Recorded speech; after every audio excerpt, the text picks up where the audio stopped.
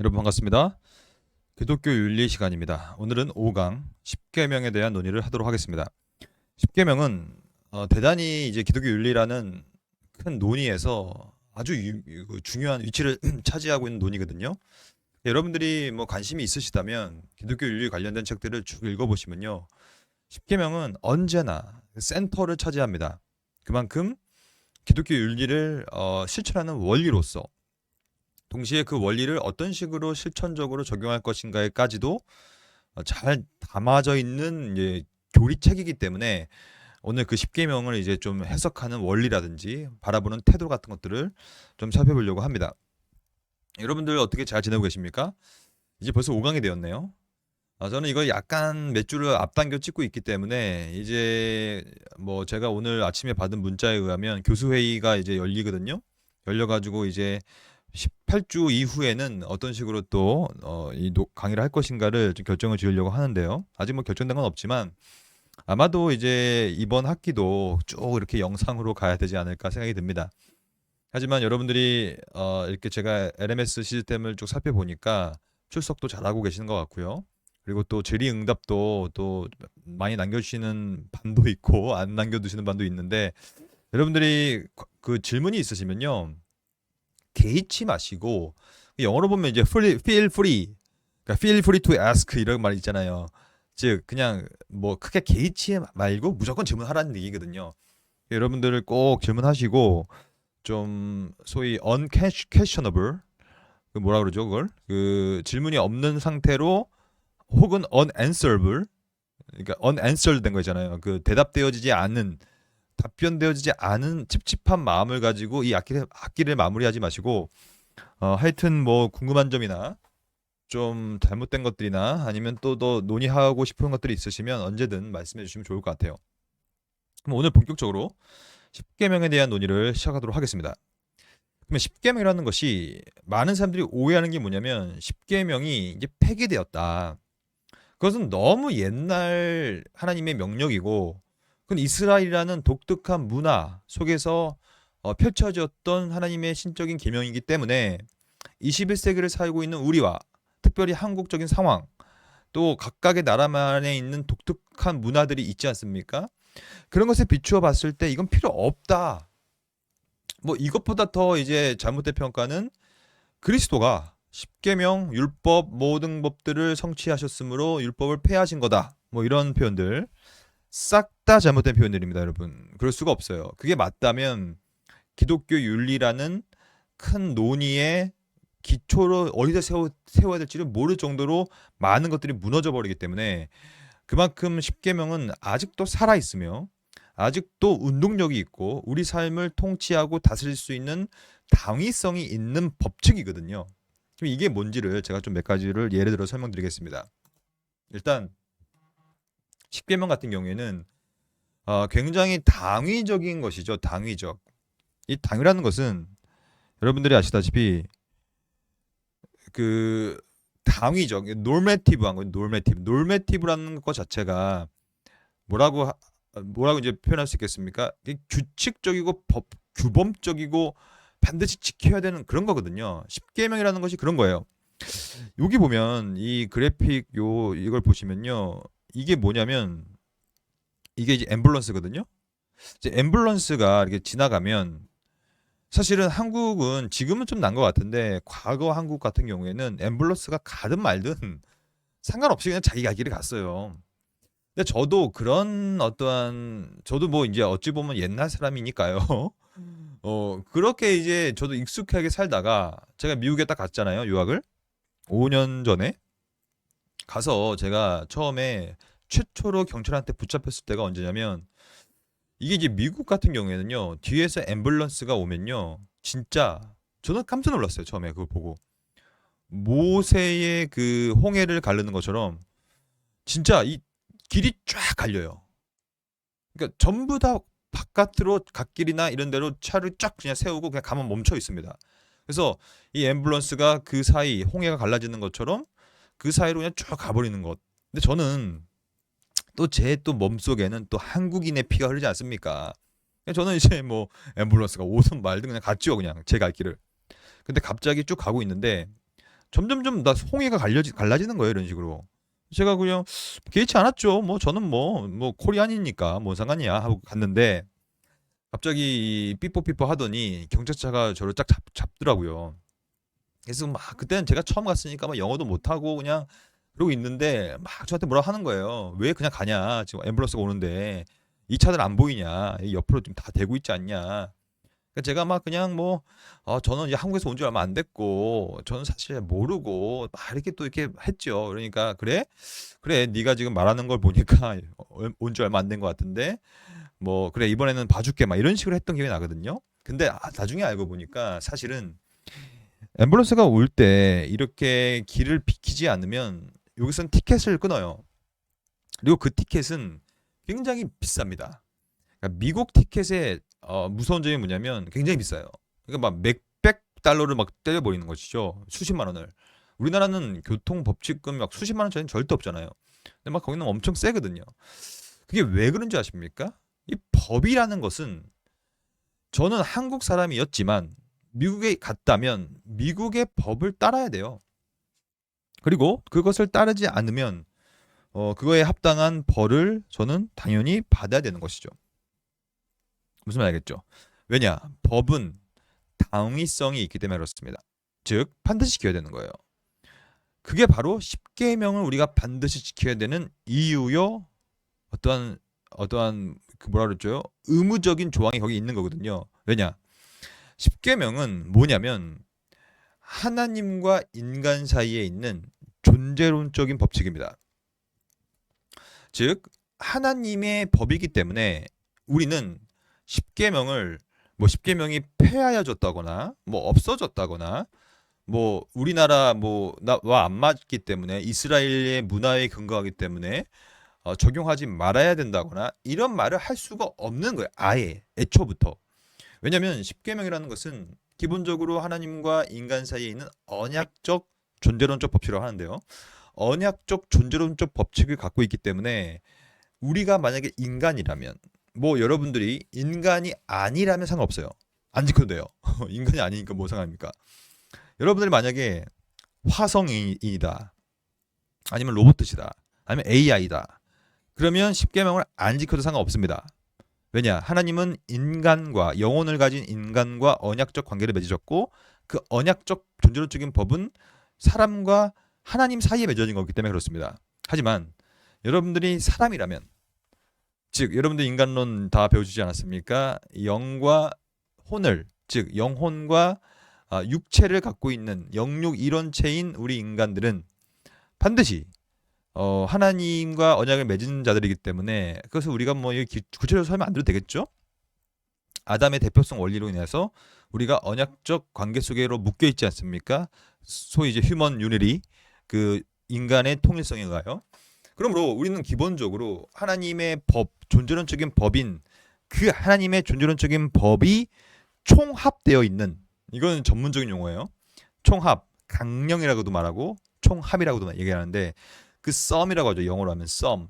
그 썸, 총합을 잘 드러내고 있는 십계명은 당연하게 지켜야 되는 거예요. 존재론적인 당위성이 있기 때문에 변하지 않고 늘 항구적이고 보편적인 법이기 때문에 이건 뭐 폐하여진 적이 단 한 번도 없다. 두 번째, 또한 그러므로 그것은 뭐 어떠한 원칙을 지니냐면 보편 타당성을 지닙니다. 왜냐? 그거 자체가 양심의 법이기 때문에 그래요. 이 양심의 법이라는 것은 언제나 예수를 믿으나 믿지 않으나 남녀노소를 막론하고 우리들은 전부 다 어떤 삶을 살아야 되냐면 인간이라면 기본적으로 간음하면 안 되고 살인하면 안 되고 도둑질하면 안 되고 질투하면 안 되고 막 이런 어떤 보편 항구적인 도덕법 즉 구석기 시대에도 사실은 남을 살인하면 안 되는 거거든요. 신석기 시대 마찬가지죠. 초대교회, 중세, 뭐 종교개혁 시대, 근대, 후근대, 현대 이 현대까지 어느 시대를 막론하고 어느 문화와 민족을 막론하고 기본적으로 살인하지 말지니라 사람을 죽이면 안 되는 거잖아요. 왜 그럽니까? 아니 이 사람을 죽이고 양심의 가책이 없는 거를 사이코패스라고 하지 않습니까? 그 사이코패스들은 사실은 굉장히 이 도덕법, 자연법 자체가 왜곡되어진 자들이 그런 사람들 아니겠습니까? 하지만 그건 굉장히 예외적인 것이고 일반적으로는 굉장히 우리 가운데 도덕 법칙이라든지 양심의 법이라든지 이런 것들이 근저에 깔려 있는 도덕법, 자연법을 갖고 있기 때문에 십계명의 또 하나의 큰 측면이 바로 이런 보편 항구적인 도덕법이다. 그러므로 이거는 없어지지도 지어서도 안 되고 없어질 수도 없는 내용들이 거기에 늘 안에 있는 것이죠. 그러므로 제가 왜 이런 말씀 드리냐면 십계명을 배우는 우리 입장에서 봤을 때 십계명이 얼마나 우리에게 필요하고 얼마나 당위적인 것이며 심지어 이것은 존재론적인 법이라고 말씀드렸죠. 존재론적인 당위성이 있으며 동시에 보편 항구적인 인간의 본성에 근거한 자연법이기 때문에 제가 그 유튜브에 뭐 제가 채널을 운영하는 건 아니지만 개혁된 실천사라는 출판사가 있어요. 그 출판사로부터 요청을 받아가지고 제가 이 신앙 질문이라는 코너를 제가 영상을 찍고 있거든요. 계속. 제가 최근에 그 찍은 거 기억이 나는데 자연법이란 무엇인가요? 라는 거였어요. 자연법이 뭔지를 알아야 십계명의 당위성이 드러나기 때문에 여러분들 한번 기회가 되시면 보십시오. 그래서 이러한 도덕법, 자연법, 양심의 법 전부 다 보편타당하고 이러한 도덕과 자연법 이런 것들을 굉장히 효과적으로 잘 드러낸 법이 바로 십계명이다. 그러므로 이것은 반드시 지켜야 되고 없어지지 않았다라는 것을 우리가 먼저 염두하고 시작할 필요가 있습니다. 그렇다면 그렇게 당위적인 법이라면 이제 우리가 할 작업은 이거 어떻게 지켜야 되는가의 문제 아닙니까? 그러니까 이 해석의 원리들이 있기 때문에 지금부터 이 해석의 원리를 크게 세 가지 정도 카테고리에서 살펴보도록 하겠습니다. 첫째, 가장 기초적인 것부터 볼게요. 십계명의 해석 원리는 첫 번째, 반대의 원리라는 게 있어요. 굉장히 간단한 원리인데 이 반대의 원리를 잘 숙지하셔야 십계명을 주신 하나님의 의도를 파악할 수가 있습니다. 일단 십계명은 대부분 하라, 긍정적인 명령 혹은 하지 말라, 부정적인 명령으로 구성돼요. 그러면 그렇게 구성되어질 때 반대의 원리라는 건 뭐냐면 무엇인가가 긍정적으로 명령이 되면 그 반대의 행동은 정죄받는다라는 원칙이 거기 안에 서려 있다는 뜻이에요. 이게 뭔지 헷갈리니까 예를 들어 볼게요. 십계명이 보면 이런 말이 있죠. 너는 나 외에는 다른 신들을 너에게 두지 말라. 하지 말라 했죠. 하지 말라. 이 부정적인 명령 아닙니까? 하지 말라는 얘기잖아요. 그러면 이거에 대한 반대 원리는 뭐냐면 만약에 그러니까 if then이에요. 만약에 너희가 다른 신들을 두면 너희는 뭐 할 거다? 여기 반대의 행동의 원리가 바로 이 정죄에 대한 개념이거든요. 정죄를 받을 것이라는 얘기예요. 그러니까 하나님의 이 십계명을 주신 궁극적 의도는 너에게 두지 말라라기보다는 그걸 두면 너는 정죄받을 것이고 그걸 두지 않으면 정죄를 안 받을 거라는 궁극적인 하나님의 의도가 거기 있다는 것을 찾는 원리가 바로 이 반대의 원리라는 거예요. 이게 무슨 말인지 아시겠죠, 여러분? 어렵지 않죠? 그러므로 언제나 우리는 성경은 언제나 우리에게 명령하는데 왜냐하면 이 성경은 신적인 법이 들어가 있고 제가 말씀드렸잖아요. 다시 살펴보면 이 법이라는 것은 강제적인 거예요. 지켜야만 하는 게 법입니다. 뭐 지켜도 되고 안 지켜도 되는 그 법입니까? 그 법이 아니잖아요. 왜 그러냐면 제가 계속 강조하다시피 우리가 예전에 배운 것처럼 아무리 법을 만들어도 인간의 본성적인 악함 때문에 이게 컨트롤이 안 되잖아요. 그러므로 최대한 법을 계속 만드는 거 아닙니까? 강제적으로라도. 그러므로 이 어떤 법적인 원리, 당위적인 원리가 신적 명령 안에 들어가 있기 때문에 그것을 하지 않으면 당연히 정죄를 받는 것은 기초적인 원리란 얘기예요. 그러면 하나 더 예를 들어 볼까요? 그러면 무언가 명령, 긍정적으로 명령되면 어떻게 되는가? 내 부모를 공경하라. 이제는 여기서는 하지 말라였는데 여기서는 하랍니다. 하라. 그러면 이것도 반대 원리에 의해서 하나님께서 원하시는 바는 너 그거를 공경하지 않으면 정죄를 받을 거다. 부모를 공경하면 정죄를 받지 않을 것이다라는 그 반대의 행동은 정죄를 받는다라는 개념들이 여기 서려 있죠. 이것을 율법이라는 어떤 정죄적 용법 혹은 고소적 용법이라고도 해요. 이건 우리가 오늘 수업에서 이제 좀 정리를 해볼 거거든요. 이게 다 율법에 대한 기능들에 대한 이해가 이제 필요하기 때문에 그렇습니다. 즉 율법이라는 것은 율법의 총 강령이 10계명 아닙니까? 10계명은 그러므로 기본적으로 우리에게 인간의 본성에 대한 고소를 시작하죠. 정죄를 시작한다는 얘기죠. 그래서 그 반대가 되었던 긍정의 반대가 되었던 부정의 반대가 되었던 우리에게 10계명은 끊임없이 고소적 역할을 감당한다.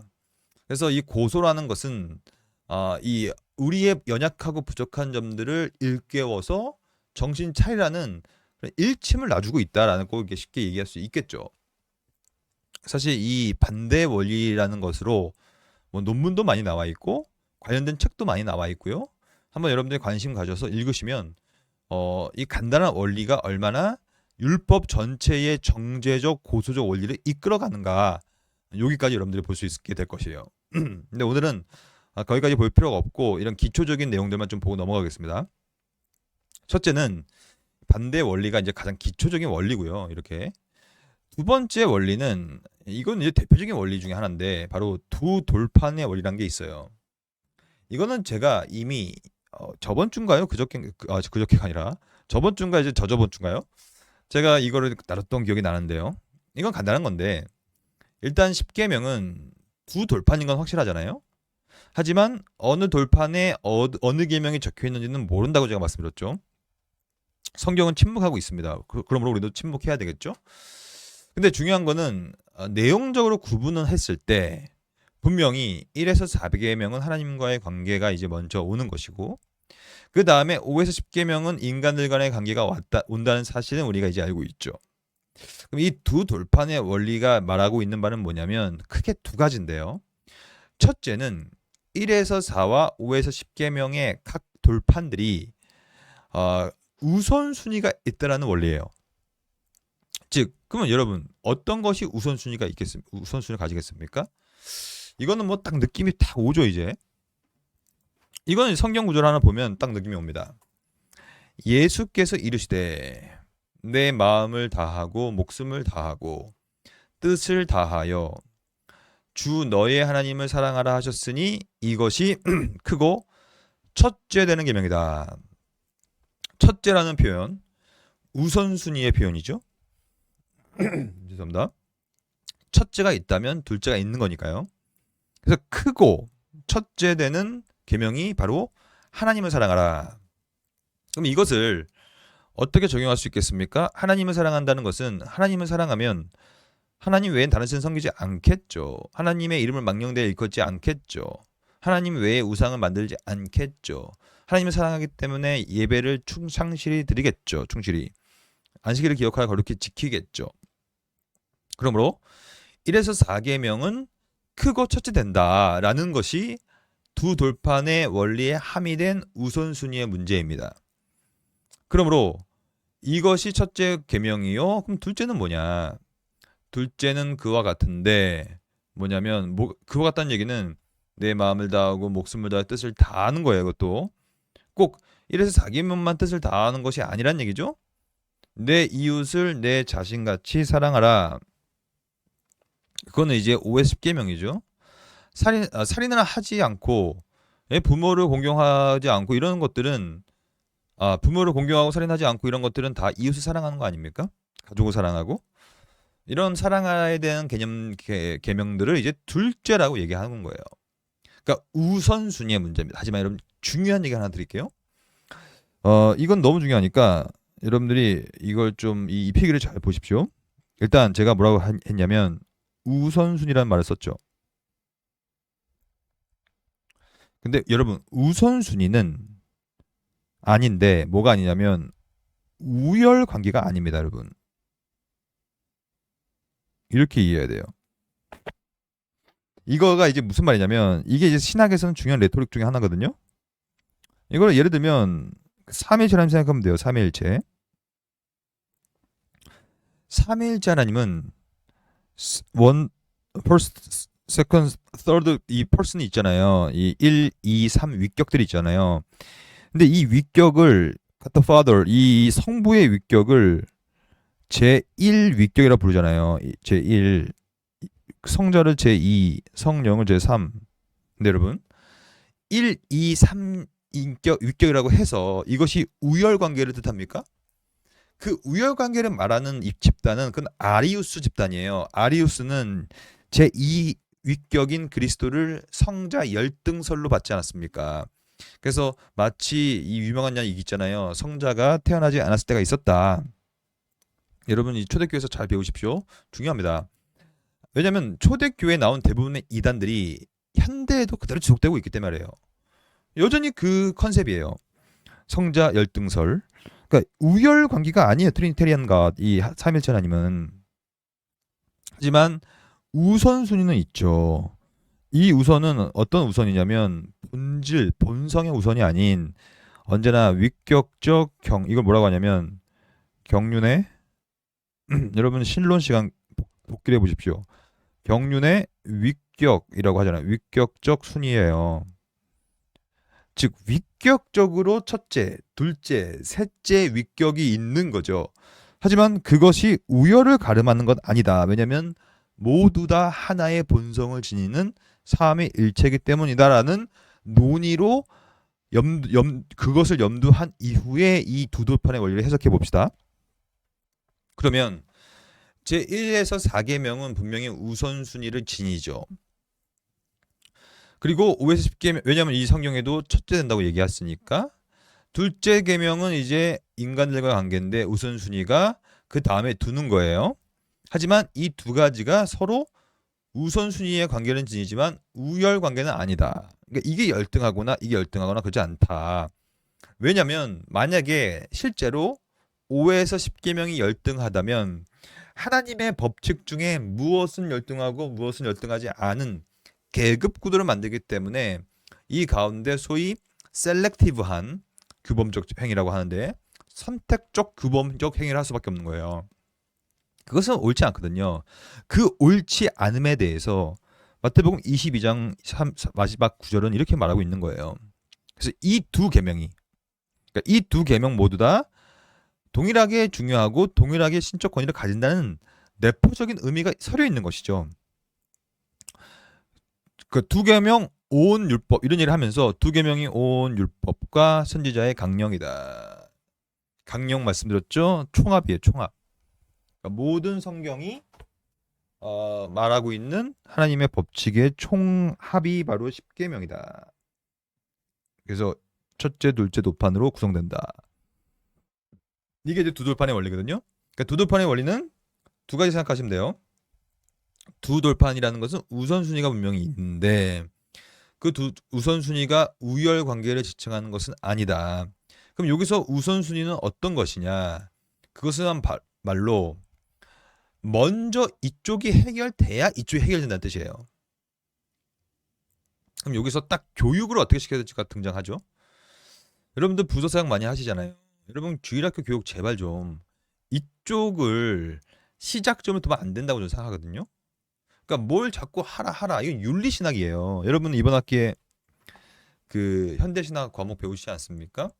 현대신학에서 또 자유주의자 중에 알브레트 리첼이라는 사람이 있어요. 리첼을 윤리신학자라고 부릅니다. 윤리신학의 특징은 이쪽보다 이쪽을 강조하는 신학이에요. 그래서 결국엔 착하게 살자는 얘기거든요. 여러분 아무리 착하게 살아도요. 남을 죽이지 않고 가늠하지 않고 도둑질하지 않아도 그런 착하게 사는 사람들이 신앙이 없다면 하나님을 사랑할 수가 없는 것입니다. 즉 아무리 윤리적으로 뛰어난 사람으로 만들어도 그것이 1에서 4계명을 담보하지 못한다는 뜻이에요.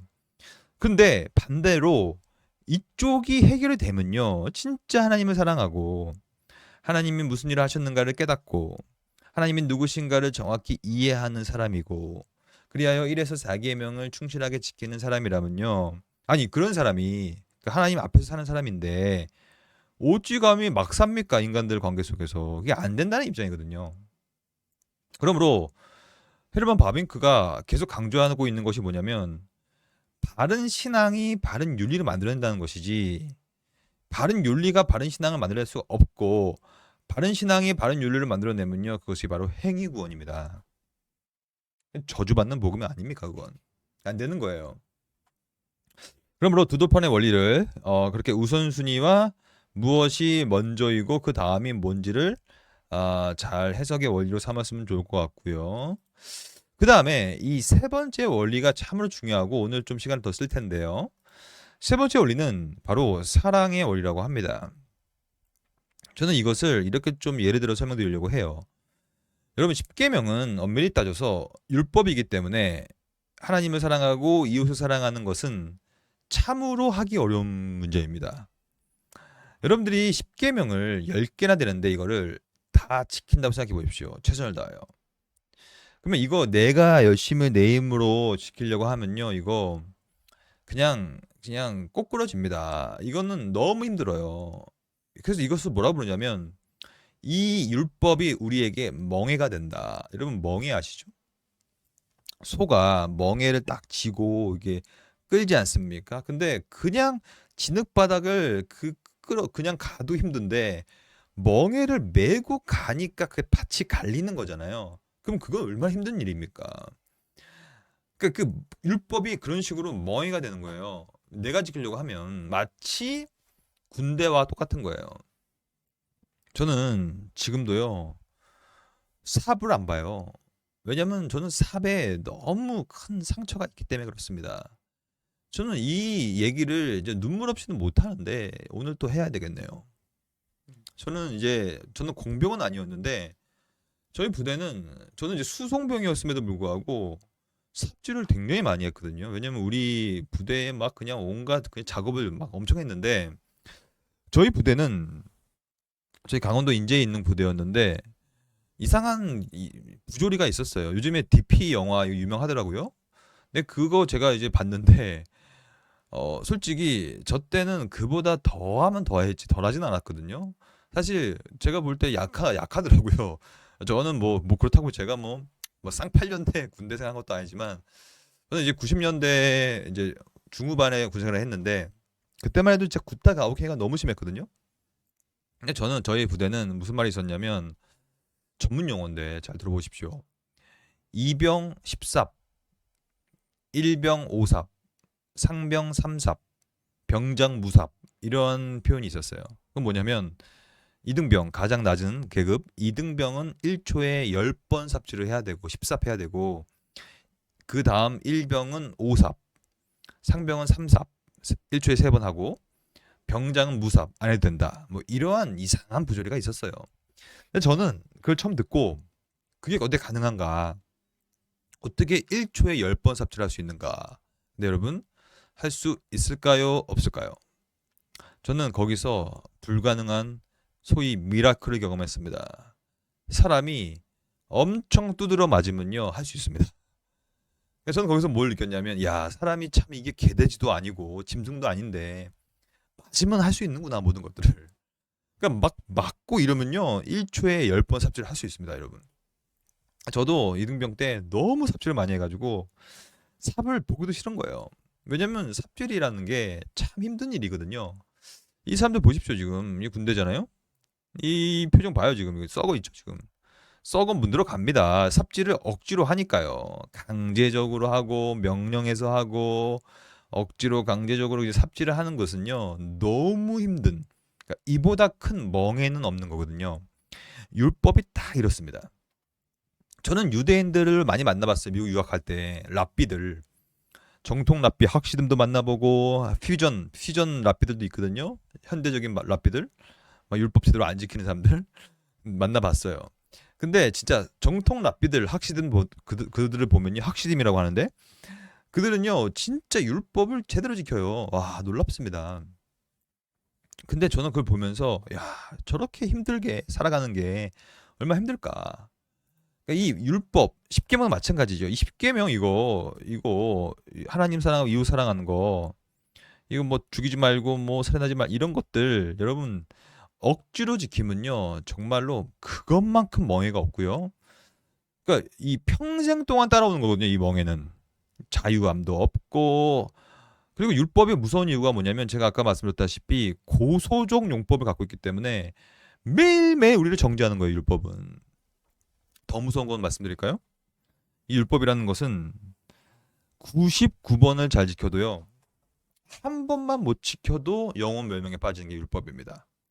근데 이건 얼마나 진짜 이거는 무섭습니까? 근데 이 십계명을 그래서 이렇게 억지로 지킨다거나 삽질하는 형식으로 지키면 절대 지킬 수가 없어요. 근데 제가 그렇게 열심히 삽질을 하고 고생하고 하다가 드디어 이제 제대를 했죠. 제대를 해가지고 학교 복학을 했습니다. 근데 복학을 했는데 저는 대학 때 이제 이 음악 동아리인데 그 밴드 그 복음을 찬양으로 전파하는 그런 밴드에서 사역을 했거든요. 그래서 저기 뭐 낙도 오지에 내려가 가지고 섬에 내려가서 막 복음 집회하고 찬양 집회하고 저는 이제 일렉 기타를 쳤기 때문에 뭐 일렉 계속 이제 같이 찬양 집회하고 했는데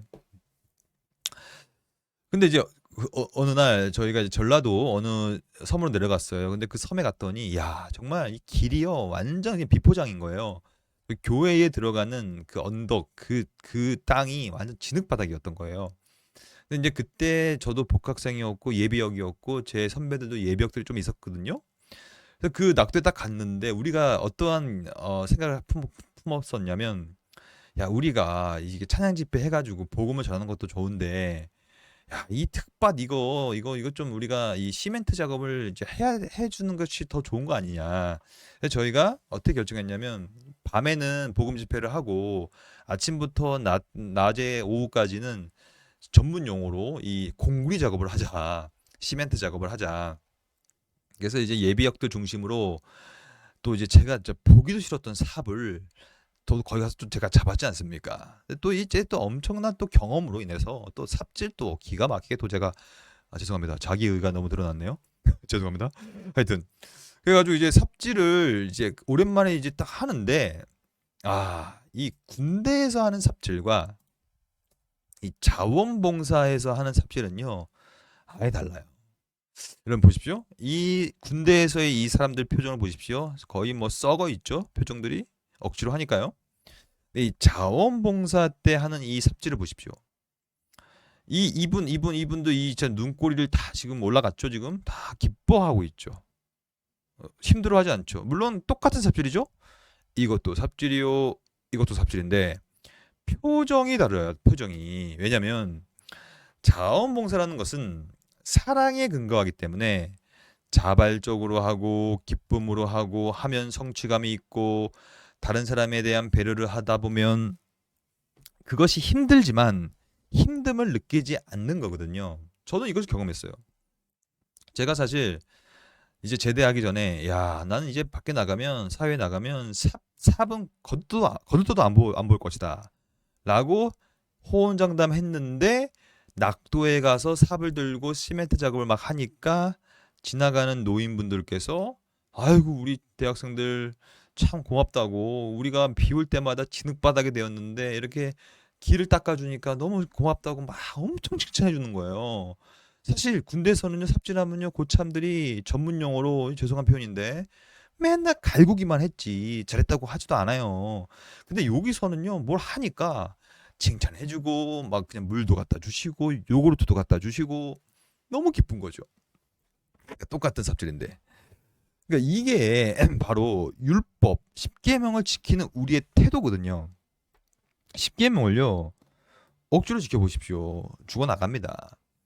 하지만 왜 우리는 십계명을 지킬 수 있냐면 우리가 십계명을 지킴을 통하여서 구원에 이르기 때문에가 아니라 우리는 아무것도 한 게 없는데 그리스도께서 오셔서 우리 대신에 율법을 온전히 지키시고 이게 능동적 순종, 적극적 순종, 행하신 순종 이런 표현 쓰지 않습니까? 능동적 순종 개념을 통하여서 율법을 온전히 성취하시고 그 율법의 성취를 우리한테 전가해 주셨기 때문에 내가 한 것은 없지만 그리스도가 하신 일 때문에 구원받았으니 그거에 대한 감격과 감사로 이제 우리가 자발적으로 기쁨으로 성취를 가지고 다른 사람을 배려하면서 십계명을 넉넉히 성령과 더불어 지키는 것 하나님을 사랑하기 때문에 지키는 것, 나를 위하여 하시는 그리스도의 사랑을 느끼기 때문에 지키는 개념으로 십계명을 지켜나간다는 얘기예요. 여러분 무슨 말인지 아시겠죠? 그럼 이것을 여러분 우리가 배운 내용인데요. 이렇게 정리하면 좋을 것 같아요. 제가 지금까지 말씀드렸던 이 사랑의 원리라는 것이 바로 율법의 제3용법이다. 하나님을 기쁘시게 만드는 작용, 즉 율법을 지킴으로 구원을 받는 것이 아니라 구원을 받았기에 기쁨으로 자발적인 삽질을 하는, 이제 아까 말했던 이 자원봉사의 똑같은 삽질이지만 기쁨으로 율법을 지킬 수 있는, 이게 바로 그 유명한 율법의 제3용법이며 십계명도 이 제3용법의 컨텍스트 내에서 지켜야 된다. 이것을 산상수훈에서는 이렇게 표현하지 않습니까? 1에서 4계명이 해결되면 신앙이 있기 때문에 좋은 나무가 된다는 얘기예요. 그럼 좋은 나무가 있다면 아름다운 열매 맺겠죠. 5에서 10계명이 해결되겠죠. 근데 못된 나무는 나쁜 열매를 맺는 건데요. 그럴 수밖에 없지 않습니까? 그 반대가 되지 않는 것이 바로 두 돌판의 원리였지요. 그러면 그들의 열매로 그들을 아는 것인데, 이 그들의 열매라는 것이 바로 제3용법으로서 자발적으로 기쁨으로 이제 십계명을 지켜나가는 열매를 맺어야 된다는 얘기예요. 근데 그거는 여러분과 저의 능력으로 되는 것이 아니라 그리스도께서 순종하신 근거하여, 그러니까 이것을 뭐라고 부르냐면, 오늘 우리가 이제 2차 때 쉬었다가 배울 건데, 이게 바로 십계명의 기독론적인 실행이라 부릅니다. 십계명은 결국에는 여러분과 제가 지킬 수 있어서 지키는 게 아니라 이미 그리스도께서 이 twofold obedience 여러분 아시죠? 이중 순종 아닙니까? 지금 여러분도 아시다시피 뭐 지금 싸우고 있잖아요. 능동적 순종에 대해서. 정말로 부질없는 싸움입니다, 여러분. 왜 그러냐면 이 그리스도의 이중적인 순종이라는 개념은 뭐냐면, 그리스도의 전생에, 그의 entire life라고 하잖아요. entire, 전 life, 그의 생애, 그리스도의 entire life, 전생애 가운데서 어떠한 순종을 하셨는가의 개념이기 때문에, 실제로 예수님께서는 갈라디아서 4장 4절에 보면 때가 참에 율법 아래 거하세요. 그러니까 율법 아래 거하시지 않은 분이 아니에요. 그러므로 기본적으로 능동적 순종 개념은 그리스도의 entire life 안에 들어가 있는 것입니다. 그리고 그분이 율법 아래 거하셔서 이 모든 일을 하시지 않았습니까? 왜 하셨냐면 율법에, 구약 성경에 기록되어진 모든 메시아 예언들을 직접적으로 순종하시고, 그리하여 그것이 수동적으로 고난을 받으시고 죽음을 당하셨기 때문에 액티브하고 패시브한 이 모든 어비디언스들은 능동수동 순종으로 신학적으로 묘사할 뿐이지 이거 자체 갖고 싸울 필요가 없는 거예요. 오히려 그리스도는 전생의 삶을 통하여 이 모든 순종을 다 하셨다라고 결론 줄 수 있는 것입니다. 이게 왜 문제가 됩니까? 그러므로 이 모든 순종들을 하셨기 때문에 그 순종에 근거하여, 즉 다시 말씀드리면 테크니컬 터미널러지를 써볼게요. 즉 무슨 말이냐면, 전문 용어, 이 표현을 쓸 때 우리는 십계명과 연결시어서 우리가 십계명을 지킬 수 있는 능력이 있어서 지켜서 열매를 맺는 것이 아니라 그리스도의 능동수동 entire life가 우리의 공로가 되는 거예요. 공로. 그 공로에 힘입어서 우리는 드디어 제3용법을, 십계명을 우리는 사랑의 원리를 가지고 지킬 수 있게 되는 것이다. 이렇게 결론을 짓는 것이 바로 다음화가 이 다음 구절에서 말했던 이 내용이란 얘기예요. 이거를 우리가 좀 해석하고 좀 쉬겠습니다.